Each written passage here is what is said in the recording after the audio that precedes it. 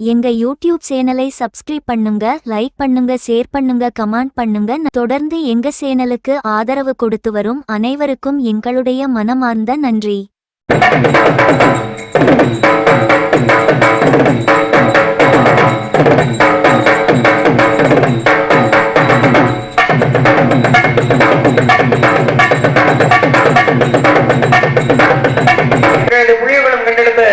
பாசமிகு அன்பு தம்பி கே எஸ் சத்யவான் அவர்களும் மற்றும் பாசமிகு அன்பு தம்பி நமது அரசபுரத்தை சேர்ந்த லட்சுமணன் அவர்களும் தண்டீஸ்வரன் அவர்களும் இவ்வரங்கமணிகளே பலவாத்தியம்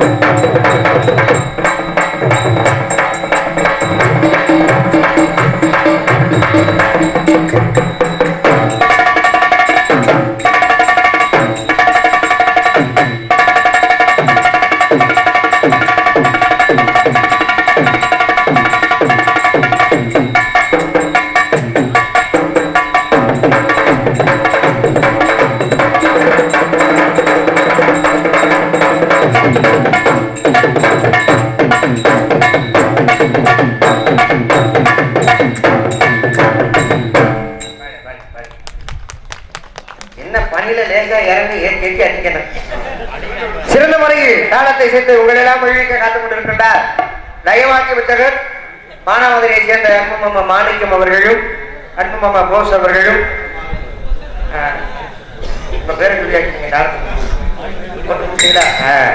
சிறப்பு அழைப்பாளர் எங்களது நாடக நடிகர் சங்கத்தில் ஒரு செட்டப்பிடியாக திகழ்ந்து கொண்டிருக்கும் மதிப்புக்கும் மரியாதைக்குரிய அமரர் பழனி மானாமதுரை அன்புள்ளம் அற்புதமான முறையில் பந்தல் அமைத்துள்ளார்கள். அன்பு உள்ளங்களுக்கும் மனமார்ந்த நன்றி. சாப்பாடு அத்துணை உள்ளங்களுக்கும் நல்ல அற்புதமான முறையில் சைவ சாப்பாடு, நல்ல அற்புதமான ஏற்பாடு. உணவளித்த எங்களது கனக சபாபதி மானாமதுரை சங்க நிர்வாகர்கள் அத்தனை உள்ளங்களுக்கும் மனமார்ந்த நன்றி. நன்றி கதை வணக்கம். ஆடல் அரசி, அபிநய சுந்தரி, நாட்டிய தாரகை, நடன சிங்காரி, திண்டுக்கல்லை சேர்ந்த அன்பு சகோதரி ஆர் மணிமேகலை அவர்கள் டான்சன் காமிக்கு. தன்னந்தனியாக போகாதீங்க, உங்க தளதள உடம்புக்கு ஆகாதீங்க. தன்னந்தனியாக போகாதீங்க மாப்பிள்ள, உங்க தலதல உடம்புக்கு ஆகாதுங்க. வழித்துணையாக வாழிடுங்க, உங்க வாலிப மனச மிஸ் பண்ணாதீங்க. ஹலோ மிஸ், ஹலோ மிஸ், எங்கே போறீங்க? இது ஏன் இந்த கோபம் கொஞ்சம் இல்லைங்க. ஹலோ மிஸ், ஹலோ மிஸ், எங்கே போறீங்க? உங்கள் எல்லாம் உள்ளிக்க காத்துக் கொண்டிருக்கிறேன் மதுரை மாநகரை சேர்ந்த உங்கள் வீட்டு பிள்ளை உங்களில் ஒருவன் எம் சூர்யா பவன் காமிக்கு அடையினாங்க. அடுத்தவன் பாப்பா பாப்பா வர்றதுக்கு முன்னால ஒரே ஒரு விஷயத்த சொல்லிட்டு போயிடுறேன். ஏன்னா வந்தேன் நோட்டு படிக்காம பொசுக்குன்னு உள்ள போயிட்டான்னு இருக்கக்கூடாது. வந்ததுக்கு ஏதாவது ஒரு விஷயத்த சொல்லணும். பொதுவா நம்ம வீட்டில் இருக்கக்கூடிய குழந்தைகளை நல்லபடியா படிக்க வைக்கணும். ஏன்னா பெத்த அப்பன்னு ஆத்தனை செய்யக்கூடிய ஒரே ஒரு விஷயம் என்னதுன்னா பிள்ளைகளுக்கு கல்வி செல்வத்தை கொடுக்கணும். பணக்காசு இருந்தா பிற்காலத்துல பணக்காசை பிடிங்கி போடுவாங்க. நகை நட்டை சேர்த்தோம்னா நகை நட்டை பிடிங்கி போடுவாங்க. வீடு வாசல் நம்ம கட்டி கொடுத்தோம்னா பிற்காலத்துல வீடு வாசல கூட பிடிங்கி போடுவாங்க. ஆனா பிள்ளைகிட்ட இருந்து பிடுங்க முடியாத ஒரு சொத்து என்னதுன்னா படிப்பு ஒண்ணுதான். பிள்ளைகிட்ட இருந்து பிடுங்கவே முடியாது. அதனால குழந்தைகளுக்கு நல்ல கல்வி செல்வத்தை கொடுங்க. பிள்ளைகளை பத்திரமா பார்த்துக்கோங்க. பிள்ளைகளுக்கு நல்ல விஷயத்தை எடுத்து சொல்லுங்க. இப்போ உலகம் கெட்டு போறதுக்கு காரணம் ரெண்டு தான். ஒண்ணு சரக்கு, ரெண்டாவது செல்போனு. இந்த போதையில விழுந்த ஆளை கூட நம்ம திருத்தி போடலாம். எதுக்குப்பா தண்ணி அடிக்கிற உடம்புக்கு எடுத்துக்காதப்பா குடும்பத்தை பாரியா அப்படின்னு சொல்லி அந்த ஆளை கூட நம்ம திருத்தி போடலாம். இதுக்கெல்லாம் நிறைய மருத்துவம் இருக்கு, நிறைய மருத்துவமனையும் இருக்கு. ஆனா இந்த செல்போனுங்கிற போதையில விழுந்தவங்களை காப்பாத்துறது ரொம்ப கஷ்டம், ரொம்ப கஷ்டமான விஷயம். இந்த செல்போன்ல விழுந்தவங்களை இந்த செல்போன் பார்த்துக்கிட்டே இருப்பாங்க இல்லையா, இந்த செல்போன் பார்த்துக்கிட்டே இருக்கும்போது அந்த செல்போனை விருத்தம் கொடுங்க. கொஞ்ச நேரத்தில் உங்களுடைய நடவடிக்கை பாருங்களேன், வெறி பிடிச்ச நாய் மாதிரி மறிவாங்க. ஆரம்பம் மாதிரியே பேச ஆரம்பிச்சுறாங்க கொஞ்ச நேரத்துல. அப்ப அந்த செல்போன் ஒரு மனுஷனை எவ்வளவு அடிமைப்படுத்தி வச்சிருக்கு பாருங்க. அப்ப இந்த செல்போனை நம்ம என்ன பண்றோம், வீட்டுல நம்ம குழந்தைங்க கையில கொடுத்து விளையாட வைக்கிறோம். பொதுவா அந்த காலத்துல பிள்ளைகளை கூட வெளியில விளையாட சொல்லுவோம். வெளியில போய் விளையாடு, பக்கத்து வீட்டுக்கார வெளியில போய் விளையாடு அப்படி பிள்ளைகளை முதல் வெளியில போய் விளையாட சொல்லுவோம். இப்ப அப்படிலாம் கிடையாது. வெளியில போய் விளையாட கண்டு போயிருவேன், நான் வீட்டுக்குள்ள உட்காரு, இந்த செல்போனை கையில முடி, இந்த செல்போனை உட்காந்து கேம் விளையாடு. அப்ப செல்போனை கையில கொடுத்தா பிள்ளைய கெட்டு போகாதா, செல்போனை கையில கொடுத்தா தான் பிள்ளைய கெட்டு போவாங்க. அதனால செல்போனை இப்ப பிள்ளைய கையில கொடுத்து பிள்ளைகளை கெடுத்து கூடாதீங்க. ரெண்டாவது, நம்ம வீட்டுல இருக்கக்கூடிய பிள்ளைங்க எல்லாம் தெளிவா தான் இருக்காங்க, நம்ம தான் தெளிவில்லாம இருக்கோம். பிள்ளைகளுக்கு எல்லா விவரமும் நல்லாவே தெரியுது. நம்ம நினைக்கிற பிள்ளைகளுக்கு எந்த விவரமே தெரியலன்னு அப்படிலாம் கிடையாது. பிள்ளைகளுக்கு எல்லா விவரமும் தெரியுது. நம்ம பிள்ளைகளை முதல் மட்டம் தட்டவே கூடாது. அடுத்த பெற்றோர்கள்ட்ட நம்ம பிள்ளைகளை முதல் மட்டம் தட்டக்கூடாது. பிள்ளை படிக்கிறேன், படிக்காம போறேன், சேட்டை பண்றேன், சேட்டை பண்ணாம போறேன். அப்ப என்ன பண்ணணும், அடுத்த பெற்றோர்கள்ட்ட நம்ம பிள்ளைகளை பெருமையா சொல்லணும். என் பிள்ளை நல்லா படிப்பேன், வகுப்புலயே முதல் மாணவன் தான், என் பிள்ளை மார்க்கே எடுத்துருக்க மாட்டேன், அப்படிதான் கடைசி பெஞ்சில் உட்காந்துருப்பேன்.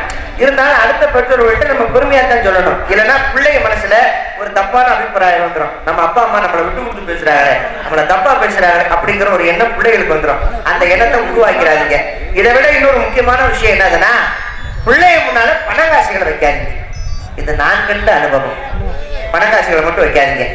ஏன்னா பொதுவா நாடகத்துக்கு போயிட்டு வந்தோம்னா காலையில கை நிறைய சம்பளம் கொடுப்பாங்க, அதுல எந்த வகையும் குறைய இருக்காது. இது போக ரசிகர்கள் பாராட்டி நம்மளுக்கு அன்பளிப்பு கொடுப்பாங்க. 50, 100, 200, சில ஊர்ல 500, 1000 கீழே அன்பளிப்பு வரும். அது என்னமோ தெரியல, போன வருஷம் எனக்கு வந்த அன்பளிப்பு பூரா அம்பிட்டு செலவு நோட்டு, புது நோட்டு. இப்ப வர ரூபா நோட்டு பூரா ரூபா நோட்டு மாதிரியா தெரியுது, அம்பிட்டு லாட் சீட் மாதிரிதான் தெரியுது. 1000 ரூபாய் தாளை பார்த்தோம்னா அது ஒரு கலரா தெரியுது, 100 ரூபாய் தாளை பார்த்தோம்னா அது ஒரு கலரா தெரியுது. எல்லாம் கலர் கலர் நோட்டு தான். இதுல பெட்டி வாசிக்கிறாரு எங்க மாமா செந்தில்முருகன் மாமா. அவர் கூப்பிட்டு சொல்றாரு, மாப்பிள்ள இங்க வாடா, உனக்கு சம்பளம் போக அன்பளிப்பு நிறைய வருது, அதனால இந்த அன்பளிப்பு காசை பூரா ஒரு உண்டியில போட்டு சேர்த்து வை. இந்த தீபாவளி நேரத்துல பணத்தை எடுத்து கொஞ்சம் செலவு பண்றா, கொஞ்சம் நல்லா இருக்குண்டாரு. பெரிய விஷயம், பெரியவங்க சொல்லும் போது அதை நம்ம மனசார ஏத்துக்கிறோம் அப்படின்னு சொல்லி ஒரு உண்டியில வாங்கி வந்த அன்பளிப்பு காசை பூரா உண்டியில போட்டு நான் சேர்த்து வைக்கிறேன். தீபாவளி வர்றதுக்கு முன்னால ஒரு 20 நாளைக்கு முன்னாடி உண்டியில திறந்து காசை பூரா எடுத்து எண்ணி வாங்குறேன். ஒரு 30,000 ரூபாய் பணம் சேர்த்துருக்கு. ரொம்ப சந்தோஷப்பட்டேன். பரவாயில்ல, 30,000 ரூபாய் சேர்த்திருக்கோமே, தீபாவளியை சந்தோஷமா கொண்டாடுவோம் அப்படின்னு சொல்லி எல்லா காசையும் ஒன்னா சேர்த்து ரப்பர் பேண்ட் போட்டு சாமி ரூம்ல வச்சு சாமியை கும்பிட்டு பெட்ரூம்ல போய் ட்ரெஸ்ஸை மாத்திட்டு வந்து பாக்குறேன். சாமி ரூம்ல வச்சிருந்தேன் பாருங்க 30,000 பணம். அந்த காசை காணாமையா? பட்ட பகல்ல என் சொந்த வீட்டுல நான் வச்சிருந்த 30,000 பணத்தை காண. நானும் வீடு முழுக்க தேடி பார்த்தேன். இந்த மனுஷன் சொன்ன அப்படி உண்டியில போட்டு சேர்த்து வைன்னு. கடைசியில காசு போச்சு அப்படின்னு சொல்லி நானும் வீடு முழுக்க தெரிய பார்க்கறேன், காசை காணோம்.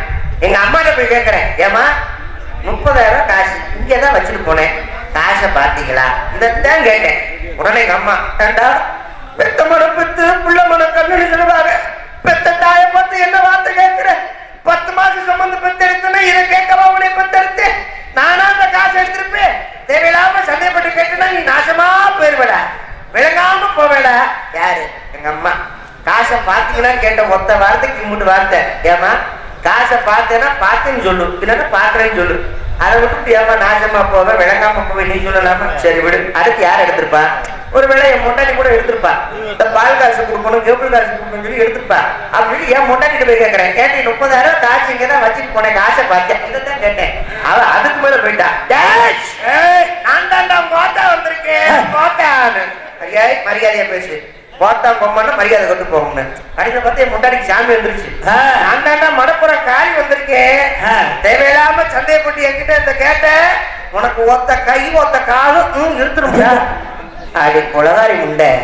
காசை பார்த்தேன்னு கேட்டோம்னா கைகாரி இழுக்கும்ல ஜாமம் கொடுக்குற. அப்ப அவளும் பார்க்கல, காசு எங்கதான் போச்சு போச்சு அப்படின்னு நானும் மறுபடியும் வீடு முழுக்க தெரியவாங்க. காசை காண, ஒருவேளை காசை காண காசை காண காசை காணன்னு சொல்லி 103 டிகிரி வந்துருச்சு. என்ன அந்த முன்னே கேட்கறீங்களா அக்கா? காசை காண சொல்லி 103 டிகிரி காய்ச்சல் வந்துருச்சு. காய்ச்சல் மாத்திரையை போட்டு பேசாம படுத்துட்டேன். விடிய காலையில ஒரு 8 மணி இருக்கும். என் பையன் ஸ்கூலுக்கு கிளம்புற அவசரம். வேகமா வந்தேன். அப்பா இந்த நோட்ல கையெழுத்து போட்டு கொடுப்பாங்க. என்ன நோட்டு? ஏதோ ரஃப் நோட்டு. சரி, கையெழுத்து போட்டு கொடுப்பாங்க. எதுக்குடா கையெழுத்துன்னு? ஒண்ணுலப்பா, ஸ்கூல்ல ப்ராஜெக்ட் ஒர்க் கொடுத்தாங்க, அதை நான் செஞ்சு முடிச்சுட்டேன். சரி, நீ கையெழுத்தை மட்டும் போட்டு கொடுங்க.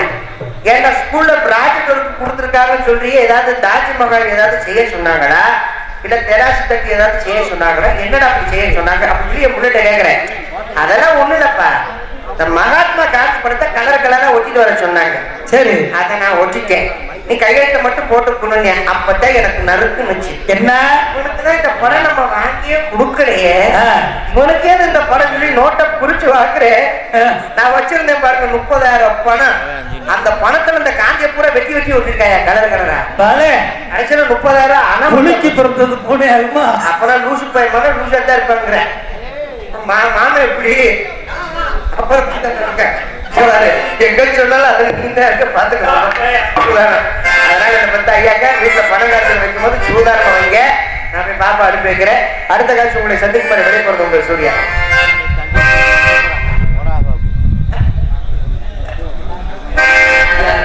ஒரு ஆளும் தெரியல. காட்டுக்குள்ள மனசுக்குள்ள பாட்டுக்கு இங்கு பஞ்சம் இல்ல பாடத்தான்.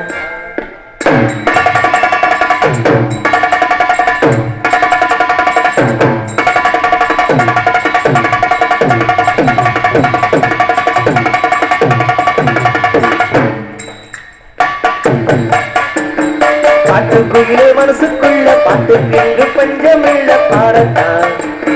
கவலை விட்டு துள்ளி கட்டு கவலை விட்டு கச்சை கட்டு பாடத்தான். காட்டுக்குள்ளே மனசுக்குள்ள பாட்டுக்கு இங்கு பஞ்சம் இல்ல பாடத்தான். கவலை விட்டு துள்ளி கட்டு கவலை விட்டு கச்சை கட்டு பாடத்தான். எல்லோரும் மொத்தத்திலே சந்தோஷ தெப்பத்திலே எல்லாரும் நேரத்திலே உல்லாச நெஞ்சத்திலே. காட்டுக்குள்ளே மனசுக்குள்ளே பாட்டு பஞ்சம் வெள்ளை பாடத்தா. கவலை விட்டு துள்ளி கிட்டு கவலை விட்டு கச்சை கட்டு ஆடத்தா.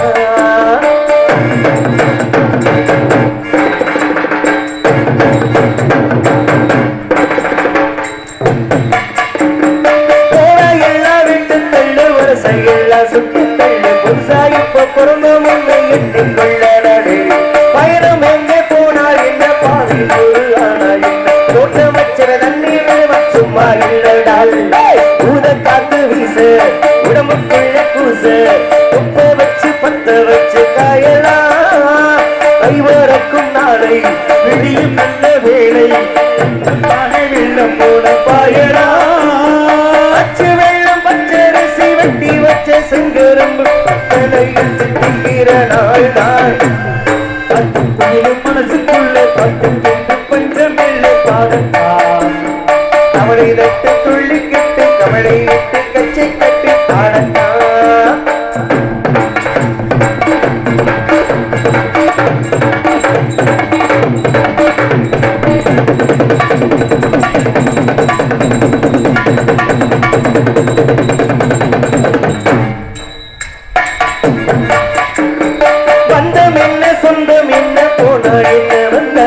உறவுக்கெல்லாம் கவலைப்பட்ட ஜென்மம் நான் இல்லை.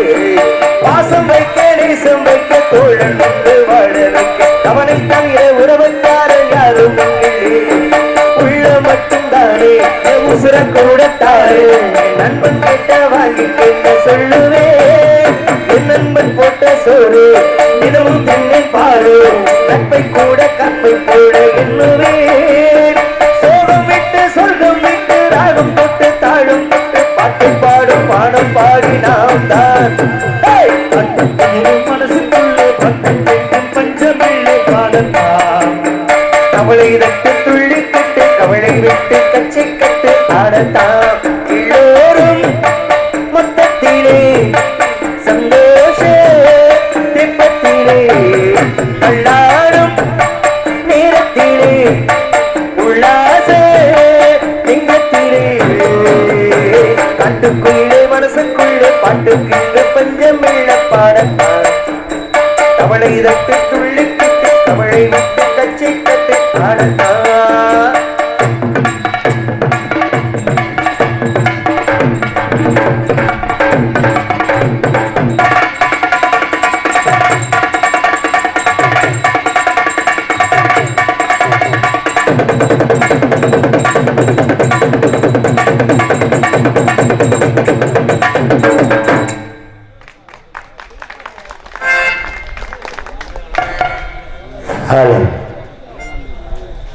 சந்தனூர் கருவிலை சேர்ந்த நகைச்சுவை நடிகர் ஏஎஸ் ஆனந்தகுமார் அவர்களுக்கு மானாமதுரை ஸ்ரீ கனக சபாபதி நாடக நடிகர் சார்பாக பொன்னாடை பதப்படுகின்றது. ஏஎஸ் ஆனந்தகுமார் அவர்கள் எங்கிருந்தாலும் மேடைக்கு வருமாறு அழைக்கப்படுகிறார்கள். ஸ்ரீ கனக சபாபதி நாடக நடிகர் சங்க அமைப்பாளர் திரு டி அம்பலம் அவர்களுக்கு சங்கத்தின் சார்பாக பொன்னாடை படுத்தப்படுகின்றது.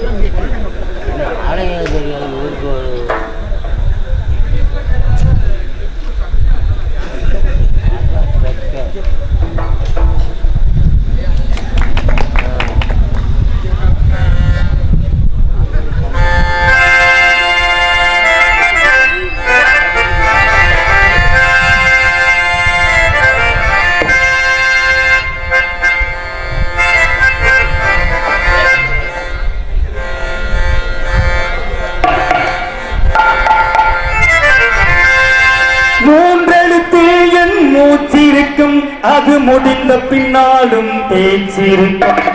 உள்ளம் என்றொரு ஊர் இருக்கும். இந்த ஊருக்கு எனக்கு ஒரு பேர் இருக்கும். கடமை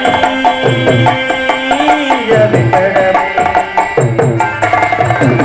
கடமை கடமை. அந்த மூன்றெழுத்தில் என் மூச்சிருக்கும். அது முடிந்த பின்னாலும் பேச்சிருக்கும். உள்ளம் என்றொரு ஊர் இருக்கும். இந்த ஊருக்குள் எனக்கு ஒரு பேர் இருக்கும்.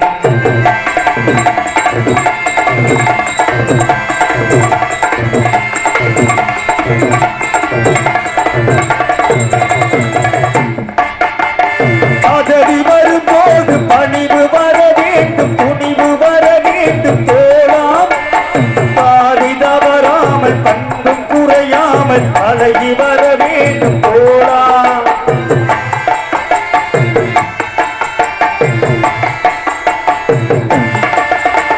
பதவி வரும்போது பணிவு வர வேண்டும். துணிவு வர வேண்டும். தோழாம் பாதி தவறாமல் பண்பும் குறையாமல் அழகி வர வேண்டும். தோழாம் அன்பேவும் அன்னை அறிவேவும் தந்தை உலகேவும் கோவில் உந்தேவும் தெய்வம். அந்த மூன்றெழுத்தில் என் மூச்சிருக்கும். அது முடிந்த பின்னாலும் பேச்சிருக்கும். உள்ளம் என்றொரு ஊர் இருக்கும். இந்த ஊருக்கு எனக்கு ஒரு பேர்